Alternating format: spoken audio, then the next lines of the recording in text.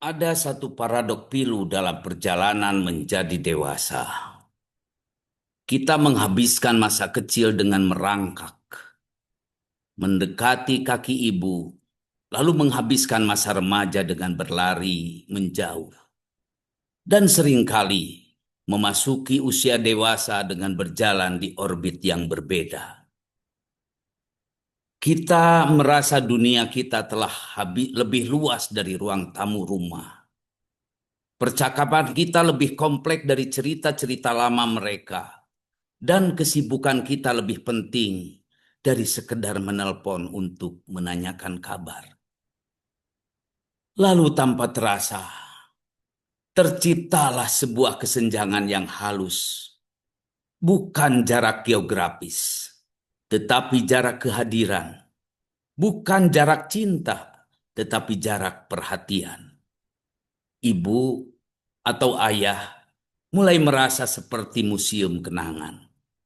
Dikunjungi hanya pada hari-hari tertentu, ditemui dengan datar agenda, dan ditinggalkan dengan sepi yang semakin biasakan tapi tidak pernah mereka pahami. Padahal ada sebuah rahasia yang baru terungkap ketika roda kehidupan berputar.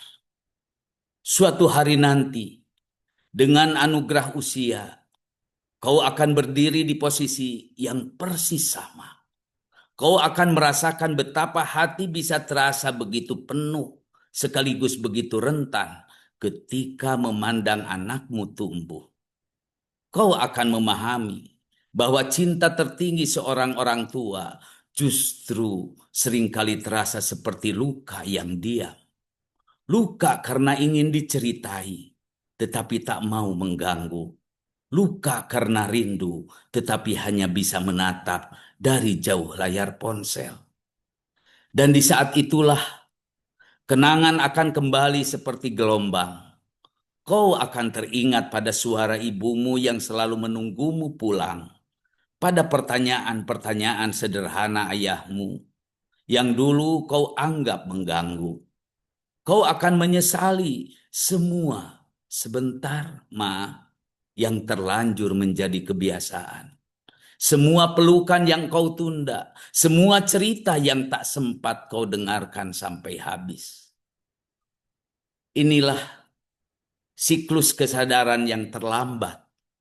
Kita baru memahami kedalaman sumur setelah kita sendiri merasa haus. Kita baru mengerti makna kesabaran setelah kita harus bersabar. Kita harus menghargai pengorbanan setelah kita mengorbankan sesuatu untuk anak kita sendiri. Maka sadarlah, setiap kali kau menunda menelpon, kau sebenarnya mencuri dari bank waktu yang saldonya tak kau ketahui. Setiap kali kau menganggap remeh nasihatnya, kau mengabaikan peta jalan yang ditulis dengan tinta pengalaman hidup. Setiap kali kau merasa tidak butuh, kau melupakan bahwa kau masih bernapas di udara yang diharapkannya sejak kau lahir. Anakku, keberkahan bukanlah mantra ajaib, tetapi ekosistem rasa. Hidup yang diridhoi dimulai dari meridhoi sumber kehidupan kita sendiri. Ridho orang tua, terutama ibu, adalah tanah subur, di mana setiap benih usahamu akan tumbuh dengan lebih kokoh. Itu adalah angin sepoi-sepoi yang tak terlihat, tetapi membuat perjalananmu terasa lebih ringan. Itu adalah cahaya lentera di jendela yang membuatmu selalu tahu ada tempat untuk pulang. Jangan tunggu hingga kabur itu berubah menjadi kabut yang tak tersibak. Jangan tunggu hingga suaranya hanya bisa kau dengar dari rekaman yang tersimpan di ponsel. Jangan tunggu hingga pelukanmu hanya bisa kau berikan pada nisan yang dingin. Maka hari ini lakukan. Ubahlah nanti menjadi sekarang. Telepon itu, Datanglah tanpa alasan khusus, duduklah dan benar-benar dengarkan ceritanya yang mungkin diulang. Jadikan rasa mandirimu bukan tembok, tetapi jembatan. Kemampuanmu berdiri sendiri akan lebih bermakna jika kau gunakan untuk membimbing langkah mereka yang mulai rentan.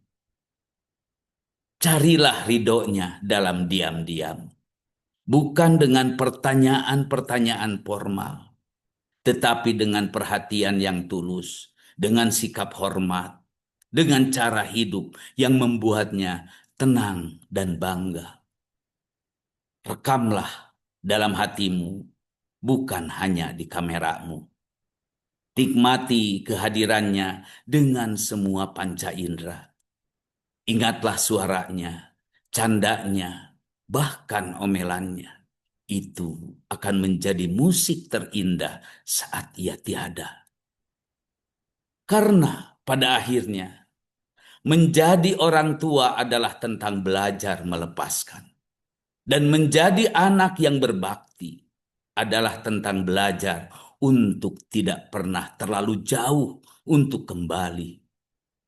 Sebelum yang tersisa hanyalah batu nisan dan lautan penyesalan yang tak bertepi, di mana maaf dan terima kasih hanya menjadi monolog yang diterbangkan angin ke arah langit yang tak lagi membalas.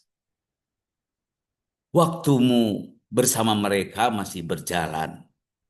Jangan biarkan jarum jam yang terus berdetak hanya menjadi penghitung mundur penyesalan.